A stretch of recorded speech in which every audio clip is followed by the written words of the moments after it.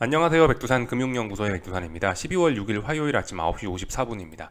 어젯밤 미국 증시는 하락 마감했습니다. 전형적인 하락장의 모습이었습니다. 낙폭도 제법 되고 전 종목 다 빠지고 지금까지 애매한 모습들이 있었죠. 예를 들면은 나스닥만 빠지고 S&P는 강하다든가 IT 빅테크만 빠지고 나머지 이쪽에 있는 종목들은 전부 강하다든가 이런 모습이 나타났는데 그런 애매함 없이 오래간만에 깔끔하게 하락했습니다. 하락 종목 수 많고 상승 종목 수 적고 그죠? 전형적인 하락장의 모습 나왔습니다. 기술적인 측면에서 봤을 때는 근데 아직까지는 상승 중 눌림입니다. 중요한 지지선 완전히 붕괴시킨 거 아니고 아직까지는 그래서 상승 중 눌림의 관점으로 보는 게 맞습니다. 올라가다가 피곤해서 조정 나왔다 이렇게 보는 게 맞고 앞으로 더 상승할 거다라고 보는 게 맞긴 맞습니다. 겉으로 보면 그래요. 근데 이제 겉으로만 이렇게 보기에는 좀 다소 좀 의심스러운 면들이 좀 있기 때문에 그런 점들도 고려는 해야 된다. 근데 아직까지는 뚜렷하게 아래쪽으로 볼 만한 그런 근거는 잘 없다. 그리고 강력한 증거는 없다. 작은 아래쪽으로 볼 수 있는 작은 실마리들은 있는데 큰 증거는 없다. 이렇게 말씀드리면 될 것 같고요. 수상한 점들이라 말씀드렸는데 일단은 겉으로 보면 이게 시장 강해요. 겉으로 보면은 그 상승 중 눌림의 관점으로 보는 게 맞는데 근데 이제 단순히 이제 눌림으로만 볼 것이냐 약간 고민되는 부분들이 있는데 이제 그런 부분 이제 좀 말씀을 드려볼 건데요. 이 먼저 하락한 타이밍이죠. 고용지표가 금요일 날 나와서 시장이 금요일 날 좋았잖아요. 이 급락 출발했지만 다 장중에 되돌렸다고요. 긴축으로 없었죠. 근데 이 고용지표가 발표된 그 다음 날 하필이면 어제 시장이 다시 하락을 했다는 거죠. 이 어제 하락했다는 거의 의미는 금요일 날 움직임이 속임수였다라는 거를 이야기해 주는 것일 수 있습니다. 하루 만에 결과적으로 다 되돌렸잖아요. 그럼 어젯밤에 왜 빠졌겠어요? 어젯밤에 아무런 이유 없었단 말이에요. 왜 빠졌겠어요? 고용지표가 좋았던 거에 대한 긴축 우려가 나왔던 거에 대한 게 하루 지나서 반영이 됐다 이렇게 생각할 수가 있겠거든요. 실제로 언론사들도 많은 데서 이렇게 긴축 우려 재부각이다라고 하면서 하락했다라고 하고 있습니다. 핑계 댈 게 이거밖에 없어요. 그러니까 금요일 날 고용지표 나오고 나서 그 다음 날 빠졌기 때문에 이거는 빼도 박도 못하고 이거는 긴축 우려다라고 해석을 하는 게 맞는데 하여튼 그죠. 타이밍이 그렇다고요. 금요일 날 발표되고 나서 그 다음 날 빠졌다라는 게 좀 중요한 의심되는 점이긴 합니다. 금요일 날 당일 날엔 긴축 우려가 없었지만 긴축 우려가 아예 없어진 건 아니고 어쨌든 있긴 있다라는 게 다시 한번 증명이 된 거거든요. 그러니까 좀 수상하다. 금요일 날 움직임이 속임수였으면 잘하면 이 고용지표로 시장의 방향이 이제 아래쪽으로 꺾이는 계기가 될 수도 있다. 이렇게 생각할 수 있겠죠. 그죠? 그런 생각할 수 있는 거예요. 일단 이런 점. 고용지표가 발표된 거 다음날 빠졌다는 게 조금 일단 수상한 점이긴 합니다. 그 말씀드렸다시피 어떤 시차 이런 게 있을 수 있다고요. 그죠? FOMC 회의도 요즘 올해 있었던 일들을 보면 당일날엔 대부분 회의하고 나서 다 올랐어요. 그 다음날부터 빠져서 그렇지. 그러니까 이런 시차가 있을 수 있다. 어떤 재료가 등장했는데 재료가 시장에 반영되는 데까지 시차가 있을 수 있다. 하루 혹은 이틀 혹은 일주일 뒤에 반영될 수도 있다. 이런 거 생각을 해보셔야 되겠습니다. 하여튼 그래서 어젯밤에 제가 말씀드린 거 이 금요일날 시세에 대한 신뢰도를 테스트할 거다라고 말씀을 드렸는데 신뢰도를 테스트를 했는데 그만큼 신뢰도를 테스트하는 중요한 날이었는데 금요일날 시장이 좋았던 게 속임수였다라는 게 일단 밝혀진 하루였습니다. 그래서 하여튼 어제의 교훈을 일단 기술적으로 좀 놓고 좀 보자면요. 그런 거예요. 물론 금요일날 장 마감하자마자 야 이건 속임수야라고 단정 지으신 분들도 계실 수 있지만 근데 이제 그렇게 하면 좀 위험하다고요. 이 속임수인지 아닌지는 이렇게 하루 지나서 확인을 해봐야 알 수가 있는 겁니다. 좀 억울할 수 있지만 이게 이 바닥이 확률 게임이다 보니까 확률의 원리가 지배하는 곳이다 보니까 어쩔 수가 없습니다. 좀 안전하게 가려면 확인하는 수밖에 없어요. 안 그러면 또 계속 손절을 하거나 그렇게 하는 수밖에 없거든요. 하여튼 이렇게 이 속임수로 밝혀지는 경우도 있는데 하루 지나서 속임수라는 걸 알 수 있다. 이런 이야기를 좀 드리고 싶고요. 자, 하여튼 어젯밤 어젯밤 하락한 게 조금 좀 수상한 이유 일단 한 가지 말씀드렸고 또 하나는 이제 변동성 지수죠. 변동성 지수 이런 것들이 이 언더슈팅에서 지금 이제 반등하는 구간으로 들어온 게 아니냐라는 이야기를 할 수 있습니다. 지금 변동성 지수들이 어쨌든 그 중요한 지지선 부근에 있기 때문에 계속해서 말씀드리지만 하방 경직성이 나올 때가 된 것 같다라는 이야기를 드리고 있는데 아직까지 명확한 그런 건 보이지 않고 있죠. 근데 아무튼 일단 어젯밤에 시장이 좀 급락을 하면서 다시 변동성 지수가 머리를 들고 있으니까 이거 수상하다라는 쪽으로 일단 이렇게 좀 봐주면 될 것 같습니다. 그래서 그래서 어젯밤 하락 같은 경우 좀 수상한 게 금요일날 고용지표 나온 다음날 빠진 거고 빅스가 결정적인 자리에서 하락한 거라 좀 주목을 해볼 필요는 있다. 그렇지만 일단 겉으론 강하다. 이 두 가지 점에서 조금 좀 의심이 가긴 가지만 여전히 시장은 일단 강하다라고 이렇게 봐주시면 되겠습니다. 이런 의심 가는 포인트를 갖고 시장을 좀 색안경을 끼고 이렇게 봐주시면 될 것 같아요. 일단 하락 마감했다 보시면 될 것 같고, 기술적 이야기 조금만 더 하자면요, S&P 4000이 붕괴돼야 된다고요. 어젯밤에는 4000에 대한 지지력을 테스트한 겁니다. 어떻게 보면요, 물론 그 위에 저항도 확인한 거예요, 그죠? 4080, 4090에 대한 저항을 4거래일 동안 확인하고 밀렸으니까 방향전환 됐다라고 이야기할 수도 있긴 한데, 이제 추세적으로 지금 워낙 한 달 가까이 강하게 올라왔으니까 이 정도로 하락전환했다라고 하긴 좀 뭐한 것 같고요. 4000 붕괴되면은 이제 그때부터 4000이란 자리가 왜 중요하냐면, 여기 보시면 4000이란 자리가 지난번 여기 넘는데 거의 2주 가까이 걸렸다고요. 그러니까 굉장히 중요한 지지선이 됐어요. 이 자리 정도는 붕괴돼야 이제 아래쪽으로 좀 의미 있게 볼 수 있을 것 같아서 4000이란 자리를 중요한 자리라고 말씀을 드리는 거고요. 근데 아직 붕괴 안 됐죠. 그러니까 시장은 4000 붕괴 안 됐으니까 눌림의 관점으로 보자, 상승 중 눌림의 관점으로 보자라고 이야기해 드렸습니다. 그렇지만 말씀드렸다시피 자그마한 아래쪽으로 볼 수 있는 근거는 있어요. 4080, 4090이라는 자리에 저항을 3거래일, 4거래일 동안 확인하고 밀린 거기 때문에 이 자리는 이제 넘기 어려운 자리다. 일단은 뭐 조금 공격적으로 보실 분들은 4080을 넘지 못하면 반등시 매도 전략 해보겠다. 불가능한 건 아닙니다. 가능한 생각입니다. 다만 이제 신뢰도에 좀 문제가 있을 수 있겠죠. 4000 정도 붕괴되면 좀 믿고 아래쪽으로 들어가 볼 수 있을 것 같은데 아직 그건 아니니까. 네. 하여튼 아직까지 시장은 강하다. 겉으로 봤을 때 의심스러운 점도 있다. 이 정도 생각하시면 될 것 같고요. 나스닥도 그렇습니다. 뭐 나스닥도 똑같이 보시다시피 이 중요한 자리들을 아직까지 지켰어요. 붕괴시킨 게 아닙니다. 물론 나스닥은 좀 시장이 약해가지고 이제 다시 그 박스권 안에 다시 박스권 안에 들어오긴 들어왔는데요. 박스권 상단 자리가 이제 11,900 정도 되는데 11,900을 붕괴시켰기 때문에 다시 박스권 안으로 좀 들어오긴 들어왔는데, 하여튼 뭐 계속해서 답답한 뭐 그런 구간입니다. 나스닥은 생각해보니까 요거는 일단 뭐 다시 박스권 안으로 들어왔으니까 이거는 일단 반등시 매도 전략으로 봐도 되긴 되겠네요, 그죠? 뭐 일단 뭐 그렇게 해도 될 것 같습니다. 다만 중요한 자리는 일단 11,780 이런 자리로 보고 있고, 본격적으로 얘가 이제 아래쪽으로 가고 싶으면 여기 보시면 11,600이라든가 뭐 11,530이라든가 이런 자리, 전저점 자리들을 붕괴시켜줘야 아래쪽으로 갈 수 있습니다. 어쨌든 보시면 일단 S&P는 강하죠. S&P 아직까지 강하니까 제 생각에 S&P 4000 정도 붕괴시키는 거 확인하기 전까지는 나스닥도 좀 몸살이는 게 좋지 않을까 싶긴 합니다. 확실히 S&P보단 약하니까 뭐 어쨌든 지난 몇 거래일 동안 저항 확인하긴 했거든요. 아래쪽으로 자신 있으신 분들은 여전히 베팅할 수 있긴 하다. 근데 11,780은 여전히 지키고 있다. 이런 건 부담이다.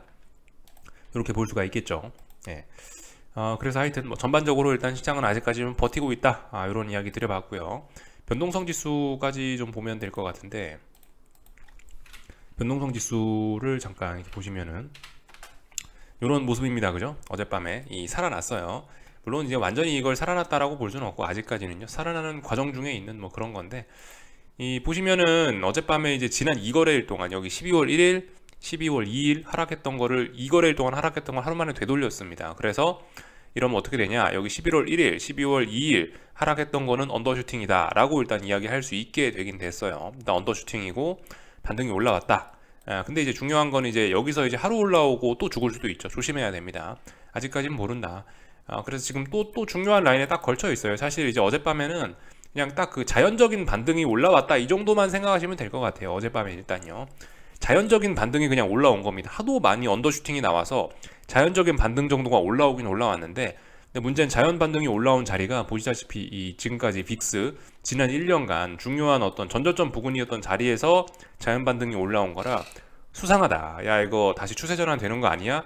라고 의심해 볼 만한 자리라는 거죠. 그렇기 때문에 우리 좀 조심해서 봐야 된다. 이렇게 이야기를 드리고 있고요. 그래서 하여튼 아직까지 뭐 중요한 자리를 뭐 확 안착하고 그런 건 아닙니다. 계속해서 보시다시피 아직까지 완전 전환됐다, 상승으로 전환됐다라고 하긴 좀 뭐하고요. 대략적으로 뭐 20.7 정도 라인, 이 자리를 완전히 지금 턱걸이 안착했는데 턱걸이 말고 시원하게 돌파 안착해줘야지 그래도 좀 여기 어딘가를 이제 지지력으로 삼아서 전환이 된다라고 이야기할 수 있을 것 같아요. 아직까지는 강하다. 이렇게 그러니까 아직까지는 약하죠, 그죠? 아직까지는 빅스는 약하고 시장은 강하다. 이렇게 봐주시면 될 것 같습니다. 네, 그래서 어쨌든 가능성 정도는 있는 뭐 그런 자리죠. UVXY 잠깐 그림만 한번 볼까요? UVXY 같은 경우도 뭐 이제서야 그죠? 이제서야 그냥 뭐 숨만 좀 붙어 있는 그 정도 느낌입니다. UVXY 같은 것도 한 7.5 정도 돌파한 척 해줘야 좀 의미가 있을 거예요. 아직까지는 그냥 뭐 아직까지는 뭐 특별한 의미는 없다. 이 정도 보면 될 것 같습니다. 요까지 대충 살펴봤고요. 하여튼 어젯밤에 뭐 그래서 긴축 우려라고 했죠. 긴축 우려라고 했으니까 뭐 달러가 다시 튀어오르고 이 금리도 다시 튀어오르고 이런 모습들을 보였습니다. 자연스럽습니다. 특별히 이상한 거 없어요. 네, 아무튼 뭐 금리 같은 경우는 전저점 붕괴시켰기 때문에 확실히 좀 약해지는 것 같고요. 이제 금리는 저는 추세 전환이 되는 게 아니냐, 금리는 아래쪽으로 가는 게 아니냐라고 일단은 이렇게 살살 생각을 고쳐먹는 그런 과정에 와 있고요. 이 달러 인덱스 같은 경우도 뭐 그렇습니다. 달러 인덱스 같은 경우는 아직까지는 예외. 달러 인덱스 같은 경우는 여전히 일단 위쪽으로 계속 올라갈 것 같긴 하다라는 생각이긴 한데요. 보시면 일단 뭐 아직까지 뭐 눈에 띄는 그런 매수세 아직 이런 건 없습니다. 아직까지는 그냥 반등에 불과해요. 아직까지 추세 전환 이런 이야기 할 수 없다.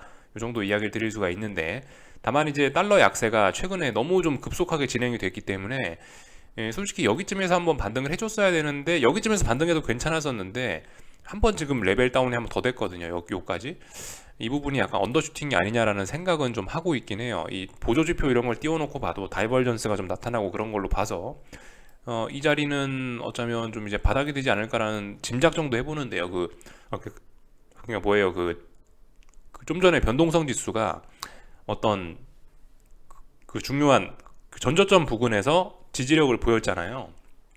그런 것처럼 달러 인덱스 같은 경우도 이 정도 자리면 나름 뭐 중요한 자리란 말입니다. 그래서 이 정도쯤이면 한 번쯤 좀 추세 전환 다시 고민해 볼 수 있지 않을까 싶긴 한데요. 아직까지 뭐 추세 전환 이런 이야기 할 수는 없다. 다만 이제 중요한 자리에서 양봉이 튀어나오긴 한 것 같다.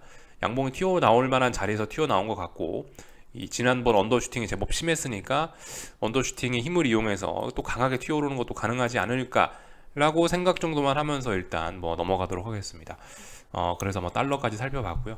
근데 이제 어젯밤 같은 경우는 좀 이제 좀 재밌었던 게, 보시면은 주식시장, 뭐 금융시장은 이 긴축 우려다 이러면서 다시 뭐 그에 맞는 반응을 했는데, 근데 이제 막상 그 금리 인상 확률이나 이런 걸 보면은 뭐 그다지 바뀐 건 없습니다.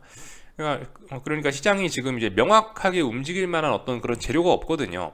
재료가 없는 상황에서 이제 어쩌면 그냥 뭐 투기적인 요인으로 그냥 뭐 투기적인 요인으로 움직인 걸 수도 있어요. 근데 아무튼 이 잘 보시면 이렇다고요. 그 페드와치를 보시면은 어제 긴축 우려가 부각이 다시 되면서 보시다시피 75bp 인상 확률이 그 전날에 비해서 조금 높아지긴 했습니다. 근데 뭐 이것 때문에 시장에 빠졌다라고 하기도 좀 뭐한 점이 있고, 다만 어쨌든 어젯밤에 하락을 긴축 우려 때문에 하락했다라고 이야기하는 거는 금요일 날에 고용지표가 발표된 그 영향을 받아서 그렇게 됐다라고 보는 게 합리적이기 때문에 그렇긴 한데요. 아무튼 페드와치를 보면 실제적으로 시장 사람들은, 실제적으로 채권 시장 베팅하는 이분들은 75bp 인상할 거라고 별로 보진 않는다라는 걸 일단 알 수는 있습니다. 그러니까 하여튼 어젯밤 움직임 아직까지 뭐 시장이 강하다 이렇게 봐주시면 될 것 같고, 뭔가 하여튼 반응이 나타나긴 나타나는데 좀 떨떠름합니다. 좀 약간 좀 이게 맞나 애매한 뭐 그런 느낌도 좀 있긴 있어요.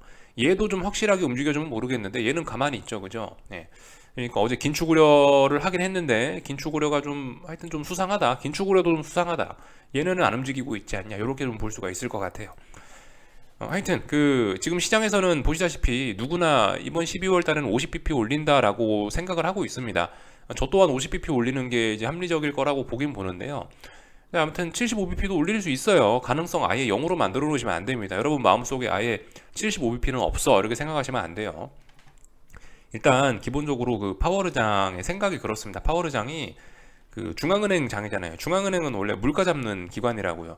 물가 잡는다는 표현이 화폐 가치를 지킨다는 건데, 아무튼 그 화폐 가치를 지키고 물가 지키는 어쨌든 그걸 목적으로 존재하는 기관이 연준이란 말이에요. 그리고 그 연준의 대장이 파월이고요. 파월은 그 자기네들 중앙은행의 목표를 명확하게 잘 알고 있습니다. 고용이 문제가 아니고 물가가 문제다라는 걸 명확하게 잘 알고 있는데, 그래서 지금 CPI 뭐 7.7 뭐 이런 거 나오고 있고, 뭐 코어 CPI 뭐 5% 이렇게 나오고 있는데, 코어 PC 그죠? 코어 PC 5%막 이렇게 나오고 있는데, 그게 말도 안 되는 숫자란 말이에요. 파월의장 보시기엔 굉장히 불편한 숫자란 말이에요. 그래서 파월의장 입장에서는 그 숫자를 빨리빨리 떨어뜨리는 거를 얼렁 하고 싶습니다. 근데 지금 이제 경기 침체될까봐 부담스러워서, 내가 인플레 잡는 것도 중요한데 내가 금리 인상해갖고 경기 침체 만들었다고 하면 나 나중에 욕먹으니까 그렇게 할 수는 없으니까 일단 그래 인플레를 반드시 잡아야 되는데 그럼에도 불구하고 일단 경기 침체를 만들면 안 되니까 그래 조금 천천히 가자 이 정도 생각을 지금 하고 있는 거예요. 근데 이제 고용지표 괜찮았다라고 하면은 또 이제 파월 의장님 그 가슴 속에 있는 또 뭔가가 또 자극이 또 어떤 또 인플레를 잡고자 하는 열정이 또 자극돼서 75를 올릴 수도 있긴 한 거예요. 어쨌든 연준이란 기관은 말씀드렸다시피 중앙은행이고 중앙은행은 화폐 가치 지키는 기관이기 때문에 화폐 가치가 지금 그 훼손이 되고 있는 상황에서 75bp 인상 가능성 여전히 뭐 어느 정도 있다라고 봐주는 게 맞다고요. 75bp 못 올린다는 아니에요. 75bp 올릴 수도 있어요.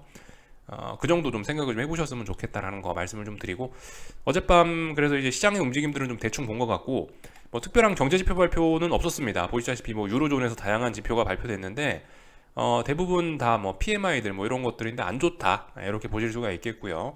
예상치도 50 밑에 있는데 그 예상치보다 더 안 좋은 값들이 나오고 있다. 뭐 빨간색 나오면 안 좋은 겁니다. 하여튼요, 그죠? 그래서 뭐 PMI가 안 좋고 뭐 리테일 세일즈도 안 좋고 해서 뭐 예상치를 하회하고 있다. 경제 지표들이 이런 모습들 볼 수가 있겠고 그래서 유로존이 뭔가 안 좋다라는 걸 이야기할 수가 있겠죠. 그리고 어제 뭐 미국 같은 경우도 경제 지표들이 몇 개 발표가 됐는데 그다지 중요한 것들은 아니고 PMI들이 뭐 보시면 여전히 뭐 46 이렇습니다. PMI 50 아래로 가 있으면 경제가 안 좋은 거예요. 그죠? 이렇게 생각하실 수가 있겠어요.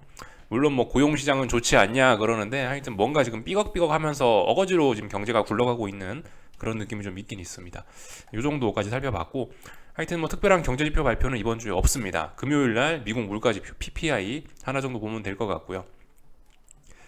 그래서 아무튼 참 어젯밤에 미국 증시가 하락하면서 이제 슬슬 그 관점에 전환되는 거 아니야. 관점의 전환. 말씀드렸다시피 지금까지는 굿 이즈 배드였죠. 지금까지는 좋은 거는 안 좋았지 않습니까? 그죠? 그래서 이제 뭐 굿 이즈 굿. 또 그리고 뭐 배드 이즈 배드로 관점이 전환이 되는가 싶었는데 일단은 어젯밤 꼬라지를 보니까 또 전환된 거는 일단 아닌 것 같아요. 하여튼 근데 근데 계속해서 뭐 굿이스 배드로 갈 수는 없습니다.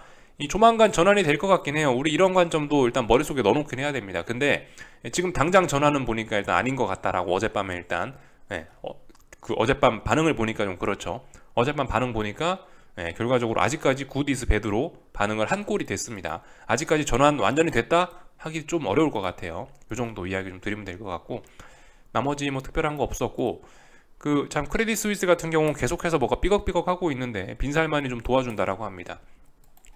뭐 그럼에도 불구하고 여전히 그 크레딧 스위스 주가는 좀 비실비실한 그런 경향이 있습니다. 아직까지 크레딧 스위스가 바닥을 쳤다 이렇게 이야기하기는 좀 어려워요. 크레딧 스위스 주가를 보시면 뭔가 해결이 되면 완전히 제가 살아날 텐데 이 정말 바닥이라는 게 없는 것처럼 그렇게 움직이고 있습니다. 계속해서 급락 이후 자연 반등, 급락 이후 자연 반등, 급락 이후 자연 반등 이런 걸 계속해서 이어나가고 있습니다. 의미 있는 투매 이런 게 좀 잘 안 보이는 듯한 느낌입니다. 그래서 뭐 계속해서 빠지고 있다. 빈살만이 도와준다고 했음에도 불구하고 이 위기가 좀 해결될 것 같지는 않아 보인다. 뭐 아직까지 불안해 보인다. 이렇게 일단 볼 수 있을 것 같아요. 이 정도까지를 좀 살펴봤고요. 뭐 유가라든가 뭐 이런 것들 어제 뭐 긴축 우려, 뭐 경기 침체 우려 뭐 이런 거 나오면은 뭐 일단 뭐 그 달러가 오르니까 그죠? 어젯밤엔 긴축 우려 이랬으니까 달러가 올랐죠. 달러 오르면 어떻게 된다? 뭐 원자재들 하락한다 이렇게 볼 수가 있겠죠. 그래서 이 구리 같은 경우는 쌍고점 가능성 지금 보실 수가 있겠고요. 가능성입니다. 가능성. 아직까지 구리도 위로 올라가는 단계죠. 아직까지는요. 아직까지 구리가 꺾였다 아래쪽으로 내려온다라고 이야기할 수 없습니다. 그리고 구리 같은 경우는 그 중국에서 요즘 봉쇄 완화 기대감 이런 거 있어가지고 구리 같은 경우는 일단 뭐 강해야 될 만한 이유가 있긴 해요. 명분이 있긴 있습니다. 그래서 아직까진 강하다. 다만 어젯밤 같은 경우는 달러 강세로 인해서 원자재들이 약했다. 이렇게 볼 수 있을 것 같고요. 국제유가도 하락했고 그래서 하락 추세 잘 이어나가고 있는 중이다. 이렇게 보시면 될 것 같고요. 참 천연가스가 뭐 대폭락을 하고 있더라고요. 천연가스 같은 경우는 그 항상 급등급락을 반복하는 그런 중이긴 한데 하여튼간 보시면 그 지난번에 중요한 자리 어딘가에서 이제 꺾였습니다. 그죠? 한번 7.7 이런 자리에서 한번 중요한 자리였는데 꺾였고요. 그래서 보시면 일단 다중고점형을 만들어내는 모습이 지금 또 다른 고점을 하나 만들어낸 그런 모습이긴 하고요. 이제 전저점 붕괴되면 이제 맘 편하게 이제 아래쪽으로 계속 보시면 되겠죠, 이제. 그죠? 하여튼 그 전반적으로 원자재에 관한 생각은 그렇습니다. 전 원자재들은 계속해서 일단 아래쪽으로 갈 것 같긴 합니다. 파워르장이 아시다시피 인플레를 잡기 위해서 지금 수요의 모가지를 쥐고 지금 안 놔주잖아요. 수요를 좀 억제하고 있다. 근데 수요 억제하는 정책이 생각보다 좀 괜찮아서 원자재들은 제 생각에는 뭐 물론 다양한 이슈가 있어서 중간중간 꿈틀은 할 수 있겠지만 하락 추세로 갈 것 같다, 이렇게 생각이 듭니다. 수요를 연준이 잘 억제하고 있다라는 생각이 듭니다. 그래서 원자재들 좋지는 않을 것 같다, 이렇게 보고 있고. 그러니까 뭐예요, 전반적으로 거의 다뭐 웬만한 반등시 매도 전략으로 원자재들은 접근하면은 맞지 않을까 싶긴 합니다. 근데 각각 이슈가 다 있기 때문에 타이밍이 좀 다른 거죠, 그죠? 예를 들면 조금 전 말씀드렸다시피 중국의 영향을 많이 받는 구리 이런 거 같은 경우는 중국이 봉쇄 완화한다고 그러면 좀 강할 수도 있는 거고, 또 뭐 예를 들면은 뭐 국제유가나 뭐 천연가스 같은 경우는 뭐 유럽이나 미국의 이슈에 또 영향을 또 많이 받을 거고, 이런 것도 있으니까 하여튼 전반적으로 반등시 매도 전략인데 타이밍은 조금씩 다를 수가 있겠다. 역시나 천연가스도 뭐 겨울이 된다 해도 이렇게 보시다시피 또 하나의 고점을 만들어냈다, 이렇게 보시면 될 것 같습니다. 그죠? 어제 나온 뉴스도 잊지 않으셔야 되는 게 러시아 원유 가격 상한제 실시한다 그랬죠. 60달러라는 숫자 기억해야 된다, 이렇게 말씀드렸습니다. 그래서 이 정도까지 살펴봤고요. 유럽 증시도 어제 하락 마감했어요. 유럽도 어제 중요한 자리였죠. 독일 증시 중요한 자리였는데 넘어갈 타이밍에 일단 못 넘어갔습니다. 그래서 쌍고점 우려가 생기고 있어요. 그렇지만 아직 중요한 라인을 얘도 붕괴시킨 것은 아니다. 엄밀히 따지면 어떤 그 눌림시 매수 관점이긴 한데요. 근데 일단 뭐 쌍고점도 만들어놨기 때문에 여기 쌍고점 가능성도 있기 때문에 솔직히 좀 눌림시 매수로 접근하기도 뭐하고, 또 그리고 지난번 이 급등했던 피로감도 좀 여전히 있기 때문에 어쨌든 위쪽으로 보긴 좀 부담스럽고, 그렇다고 아래로 꺾이지도 않고 애매합니다. 하지만 단지 일단 중요한 건 가야 될 때 못 갔다, 요 정도 살펴보시면 될 것 같습니다. 유로존도 일단 분위기가 뭐가 좀 많이 떨떠름하다.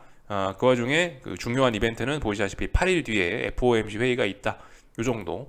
그 중간에 특별한 이벤트 없다, 이렇게 보시면 될 것 같고요. 자, 이제 한국 증시 좀 살펴볼 건데, 일단은 그 만기주입니다. 그죠? 만기주라는 걸 일단 우리가 잊으면 안 될 것 같고요. 만기주라고 한다면은 말씀드렸다시피 이게 제가 어젯밤 영상에서 지나고 나니까 상당히 좀 웃기는 표현을 썼더라고요. 답답함을 기대한다라고 썼는데 어쨌든 근데 그만큼 잘 표현하는 말이 없는 것 같긴 해요. 그래서 그냥 어제 내버려뒀는데, 답답함을 기대하는 게 지금 맞지 않겠나 싶긴 해요. 만기주에는 옵션들이 결과적으로 외가들이 전부 0에 수렴하는 단계인데, 가만히 있어도 그냥 옵션이 0이 되면서 떼돈 버는 타이밍인데 굳이 뭐 시장을 위아래로 복잡하게 움직여갖고 사람 피곤하게 만드냐, 이런 생각을 하고 있다는 거죠. 이해 안 되셔도 괜찮습니다. 그냥 넘어가셔도 되고요. 하여튼간 뭐 만기주에는 뭐 일단 만기주기 때문에 전 개인적으로 뭐 박스권 이 정도 생각을 하고 있는데요. 일단 오늘 박스권 하단을 살짝 붕괴시키긴 했었습니다.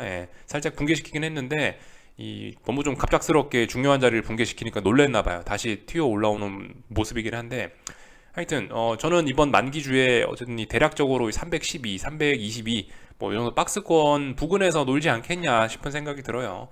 물론 지금 붕괴되긴 했지만 여기서 갑자기 이제 박스권 붕괴됐다고 우르르 쾅쾅하면서 아래로 막 쏟아낼 것 같지는 않아 보이고, 쏟아낸다면 이제 만기가 끝나고 나서 만기 그 다음 주에 쏟아내지 않겠냐 싶은 생각이 좀 개인적으로 들고요.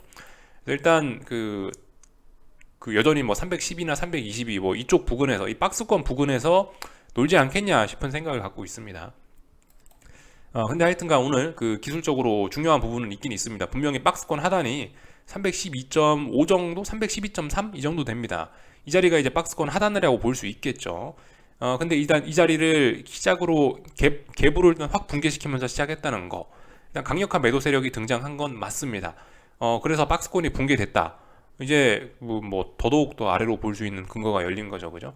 지금까지는 박스권에서 어딘가를 넘지 못하니까 그냥 좀 자신 없게 반등시 매도 전략을 했다면, 이제는 좀 자신 있게 반등시 매도 전략을 할 수 있는 그런 근거가 일단 뭐 나타나긴 한 건데, 뭐 모르죠. 장 마감할 때 회복이 되면은 안 되는 거니까. 하여튼 오늘 종가상으로 이제 312.3 뭐 이런 자리를 완전히 붕괴시키면은 좀 더 강하게 아래쪽을 볼 수 있겠죠, 그죠? 그럼 이제 오늘 종가상으로 312.3 붕괴시키면은 뭐 논란의 여지가 없이 이제 계속해서 아래쪽으로 그냥 보시면 됩니다. 근데 아무튼 오늘 뭐 그 자리를 붕괴시킬지 안 시킬지 모릅니다. 다시 뭐 양봉으로 쭉 마감해갖고 다시 박스권 안으로 들어올 수도 있는 거고 그러기 때문에 아직까지 뭐 이야기하지는 않겠습니다. 그래서 오늘 봐야 될 거는 이 박스권 하단 자리, 이 자리를 저항 테스트, 요걸 잘 보시면 되겠죠. 다시 박스권 안으로 다시 박스권 안으로 들어올 수도 있다. 이렇게 생각하시고 오늘 그 싸움 잘 보시면 될 것 같고요. 만약에 이제 박스권 안으로 다시 들어오지 못한다, 그러면 이제 계속해서 이제 아래쪽으로 보시면 될 것 같습니다. 오늘 종가상으로도 어쨌든 이 312.3이라는 자리를 안착하지 못하면 방향 꺾였다라고 일단 선언을 할게요. 종가상으로 붕괴시키면 방향 꺾였다라고 선언할 건데 뭐 일단 모르겠습니다. 그래서 종가까지 봐야 되는 거고, 하여튼 오늘 그 싸움을 하고 있다라는 거고요. 뭐 하여튼 그 옵션 만기라 재미없을 거라는 거는 이 풋옵션이 이렇게 이번 만기 주인데 이렇게 날아갈 가능성은 좀 낮지 않을까라고 본다는 뭐 하여튼 뭐 그런 이야기인 거고요. 그죠? 이런 이야기는 다 했으니까 됐고, 그 변동성 지수 하여튼 또 계속해서 잘 보셔야 되겠습니다. 변동성 지수 어딜 넘어가야 된다? 여긴 이 자리 18.6 이런 자리를 완전히 돌판착해야 이제 추세 전환이다. 18.6 정도 되는 자리, 여기를 완전히 넘어가야 이제 추세 전환 된다. 쌍바닥이고 추세 전환, 거길 넘어가야 이제 쌍바닥 완성 후 추세 전환이다. 이렇게 이야기를 드릴 수가 있겠습니다. 아직까지 이게 이제 넘어간 건 아니죠, 그죠? 넘어갈 듯 말 듯 하는 건데 안 넘어간 겁니다. 이 명확하게 해야 돼요. 안 넘어간 거예요, 아직. 그리고 말씀드렸다시피 만기주기 때문에 이게 옵션 프리미엄이 옵션이 살이 찌기가 좀 어려운 그런 시기에 와 있어서, 이게 하여튼 만기주가 껴 있어서 이게 얘가 만기주의 추세 전환을 이렇게 할까 좀 일단 좀 어려울 것이라 생각을 하면서 일단 보고 있어요. 코스닥 시장 같은 경우는 얘도 뭐 똑같죠. 계속해서 반등시 매도 전략인데 얘는 아직 중요한 박스권 하단은 붕괴시킨 건 아니죠, 그죠? 한 1010 정도 되는 자리가 박스권 하단일 텐데 거길 붕괴시키지는 않았다. 뭐 아직까지 박스권 안에 와 있는데 일단 반등시 매도 전략이다. 뭐 이 정도로 보시면 될 것 같습니다. 그래서 뭐 전반적인 이야기 좀 다 드려봤고요. 원달러 환율은 지금 여기서 여기서 지금 바닥 다지는 과정일 수 있습니다. 여기서 바닥 다지고 다시 올라간다면 사실 정말 좋은 조정을 한 거긴 해요. 제가 중요하게 보는 제가 워낙 이제 장기 투자 이런 걸 하니까 전 개인적으로 241선 이런 걸 좋아하는 사람인데, 241선 그래서 일부러 두껍게 이렇게 파란색으로 표시를 해놨는데, 정말 오래간만에 241선 터치했거든요. 물론 터치를 한 건 아닙니다. 터치할 뻔했죠. 그러니까 하여튼 뭐 이래저래 이평선 관점에서 봐도 그렇고 뭐 보조지표 관점에서 봐도 그렇고 이래저래 하여튼 추세 전환 시도할 만한 그런 자리이긴 합니다. 그래서 지켜보자. 아직 뭐 바닥 맞는 거 아니고 원달러 환율 아직까지는 일단 뭐 약하다. 그러니까 원화는 아직까지 강하다는 거죠. 그러니까 아직까지는 원화가 아래쪽으로 갈 가능성이 좀 높은데 아직까지 추세 전환되고 이런 건 아니고요. 하여튼 근데 추세 전환 가능성이 있는 중요한 자리니까 잘 보자. 요 정도 이야기 드리면 될 것 같습니다. 요까지 할게요. 궁금한 거 리플 남겨주시고, 삼성전자 중요한 자리 붕괴시켰네요, 그죠? 아래쪽으로 보시면 됩니다. 방향 전환 뭐 사실상 되지 않겠냐 싶어요. 종가상으로 여기 6만원짜리 돌파 안착하지 못하면 방향 전환 된 겁니다. 이렇게 보시면 되겠죠. LG 에너지 솔루션도 보시면 뭐 저점을 살짝 낮추긴 했네요. 근데 뭐 일단 뭐 약해 보입니다. 계속해서 아래쪽으로 보시면 될 거예요. 삼성전자보다 더 약합니다. 단기적인 흐름은요. 요까지 하겠습니다. 궁금한 거 리플 남겨주시고 오늘 저녁에 뵙도록 하겠습니다.